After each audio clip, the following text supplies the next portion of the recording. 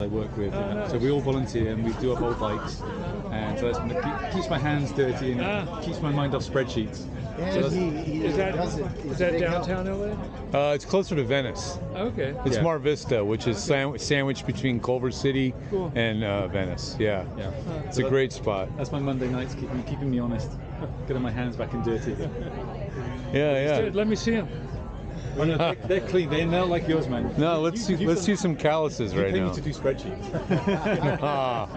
Too many spreadsheets makes a Jack a doll boy.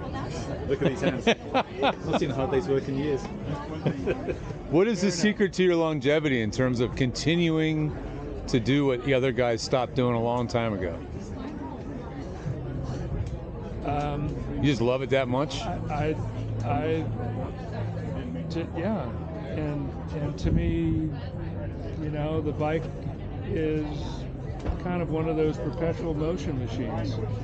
Yeah. And I feel like I could drink 5 beers and still ride a bike. Yeah. You know, it has Not recommended. not recommended. No, there's just something about it that is almost it disappears, and you jump on it. You have great memories every time. So Put your head in a good place every time. I know every time I ride that bike, yeah, I mean, I have run into people that it doesn't give them, it doesn't, and on it, and I don't know, they just have to try harder or whatever.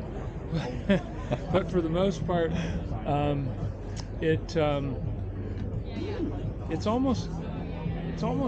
I read something the other day that reminded me of the experience. It's almost like it's a hermitage. And we've lost the concept of a hermitage. Yeah. Because I don't know what it is. We live in such a busy, highly technical world. Everyone is. I'm doing it too. I mean, I'm part of that information age and looking for the latest information and stuff. well, that's another reason you're still doing what you do.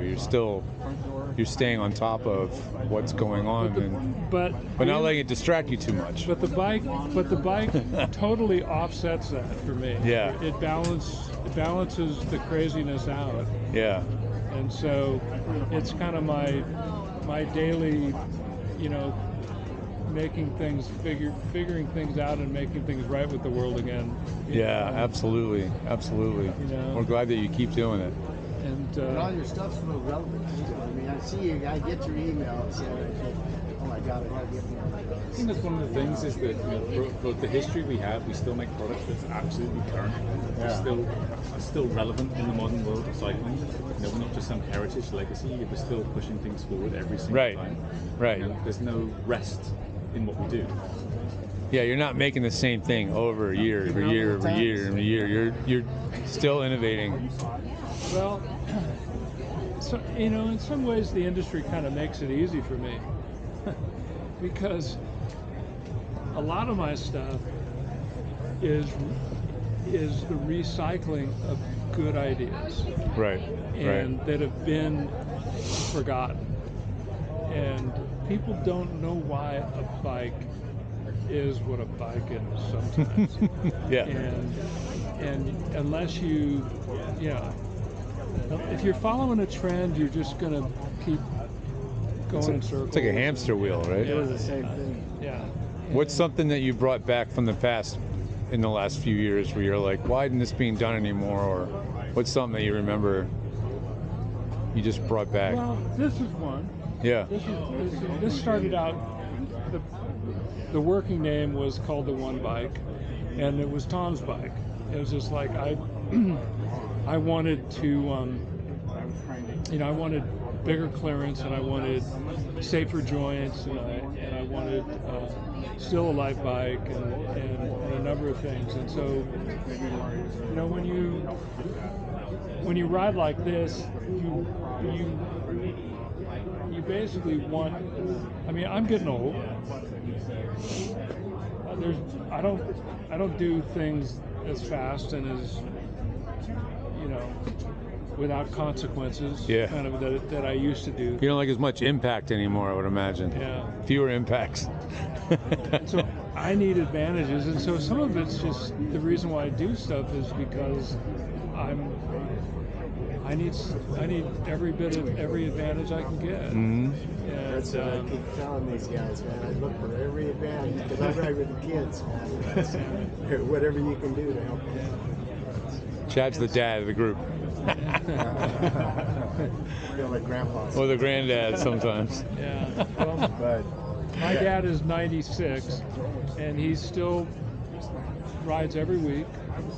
Well, there you go. They go hand in hand. Yeah, but he's using an electric assist. So Yeah. to me, that's great. Yeah. It's the 11 and 12-year-olds that are riding 40 miles an hour past me Yeah, it bugs me. on electrics that I'm concerned about. Yeah. It's just, they're gonna. I mean, Well- when I was an 11 and 12-year-old, I wanted to go fast. I wanted a motor on everything. Hell yeah. I wanted a motor doing everything for me. But And now it's a $400 almost impulse buy. For that's how much. for a really cheapy, like an Amazon thing, Yeah. you can buy an e-bike for $400. Yeah, I didn't know there was. And that so that's why they're proliferating Yeah. so quickly. And like most kids in most neighborhoods, they're more likely to be on an e-bike than an acoustic bike, which is a real bummer because that's what they're going to grow up doing. Well, hopefully Nika can counteract that. Sure. Yeah, I hope so too. One on the sticker, one on the card, please. You want me to sign over the sticker? for the refrigerator. My husband has both of your American bikes. We just last week, found that he just picked that up last week. Oh, wow. So he has both Almost now. absolutely flawless. It's like one little tiny little hairline little flaw. Yeah. Otherwise, it's beautiful. Yeah. He's super excited. It's harder. You're getting harder and harder to find those